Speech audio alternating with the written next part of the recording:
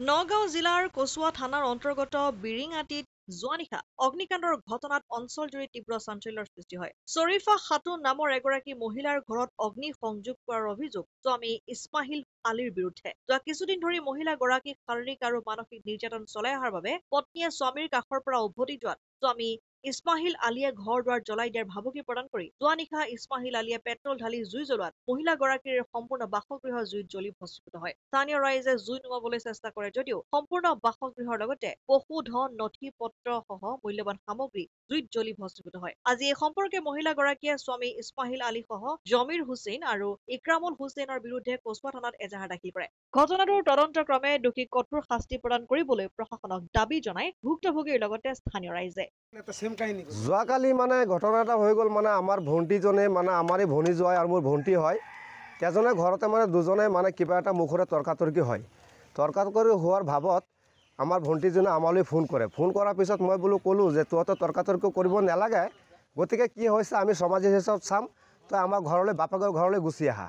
তেতিয়া মোৰ ভণ্টিজনে বাপেকৰ ঘৰলৈ গুচি গ'লে। গুচি যোৱাৰ পিছত আমি ভাবিলোঁ আমি ৰাইজে বহি পেলাই এইটো মীমাংসা কৰিম।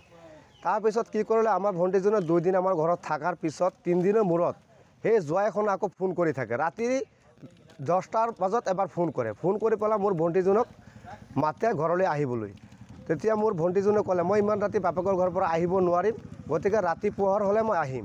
এই কথাখন মোৰ ভণ্টি কোৱাৰ পিছত সি আকৌ দ্বিতীয়বাৰ নেক্সট টাইম ফোন কৰি মোক ভণ্টিজনক কৈ আছে, তুমি যদি আজি ৰাতি গুচি নাহা তেতিয়াহ'লে মই ঘৰ বাৰী যি আছে চব মই জ্বলাই ধ্বংস কৰি দিম।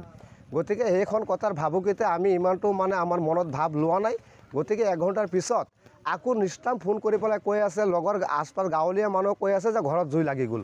তেতিয়াই আমি দৌৰি আহিলোঁ। দৌৰি অহাৰ পিছত আহি পেলাই পাইছোঁ যে পূৰা জুই লাগি আছে। গতিকে ফায়াৰ ষ্টেচনত ফোন কৰাৰ পিছত তেখেতো কানুনৰ মানুহ আহিছে, আহি পেলাই মানুহবিলাকে মানে আহি পাইছে, জুই লগাই ঘৰখন পুৰি চাৰখাৰ হৈ গ'ল। গতিকে এটা কথা আহ্বান জনাইছোঁ যাতে নেক্সট টাইম কাৰো ফেমিলিত তেনেকুৱা ঘটনা নহয়। গতিকে আমি চৰকাৰক এটাই আবেদন জনাইছোঁ, এই মানুহজনক প্ৰশাসনৰ আপোনালোকৰ চেনেলৰ জৰিয়তে উচিত মূল্য শাস্তি প্ৰদান কৰিব লাগে। আমি সেইখনেই চৰকাৰক আবেদন জনাইছোঁ। কিমান টকা মানে ধৰিবলৈ আমাৰ এটা মানে গাঁৱলীয়া হিচাপত ক'লে মেক্সিমাম 5 লাখ টকামান আমাৰ লোকচান হৈছে। মানে আলোচনা ভাবোঁতে মানে আমি এটা হিচাপ কৰিছোঁ যাতে 5 লাখ টকা আমাৰ মানে লোকচান হৈছে।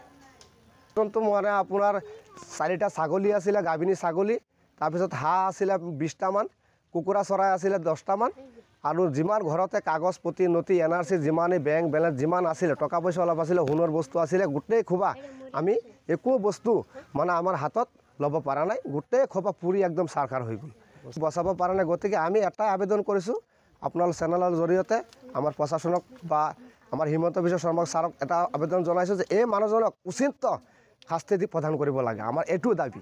মানে কেনেকুৱা লগাইছে মানে পেট্ৰল আনি বজাৰৰ পৰা, তাৰ লগত আৰু 2জন ল'ৰা আছে, বজাৰৰ পৰা ৰাতি 12টা বজাত পেট্ৰল আনি ঘৰত পেট্ৰল ঢালি জুই লগাই দিছে।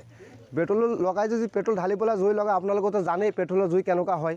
গতিকে এনেকুৱা অৱস্থা হৈছে, আমি এটা মানে কোনো কাগজ এটা বস্তু আমি ধৰিব পৰা নাই। কচুৱাৰ পৰা গুলজাৰ হুছেইনৰ ৰিপৰ্ট, অসম আদিত্য।